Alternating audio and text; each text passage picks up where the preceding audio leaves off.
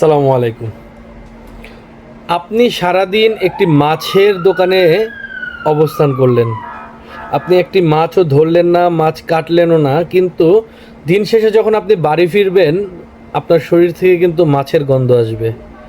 ঠিক এরকমই আপনি যদি একটি পারফিউমের দোকানে কিছুক্ষণের জন্য যদি থাকেন, আপনি একটা পারফিউম কিনলেনও না, গায়েও মাখলেন না, তারপরে বাসায় আসার পরে হলো আপনার শরীর থেকে কিন্তু পারফিউমের গন্ধই বের হবে। ঠিক আমাদের লাইফটাও না এরকম। আমরা আমাদের সমাজ, আমাদের পরিবেশ, আমরা যেই পরিবেশে থাকি এবং যেই সকল মানুষের সাথে মিশি, তারা যদি নেতিবাচক না হয়, তারা যদি হিংসুটে হয় বা আপনার ক্ষতি করার টেন্ডেন্সি নিয়ে চলাফেরা করে, আপনি কিন্তু দিন শেষে তাদের মতোই হয়ে যেতে বাধ্য। আবার আপনি যদি ভালো মানুষদের সাথে মিশেন, আপনি নেতিবাচক কাজ করেন, আপনি সবসময় ভালো কিছুর দিকে থাকেন, পজিটিভ মাইন্ডেড লোকদের সাথে চলাফেরা করেন, দিন শেষে কিন্তু আপনি কিন্তু একজন পজিটিভ মানুষ হয়ে যাবেন। So think about it.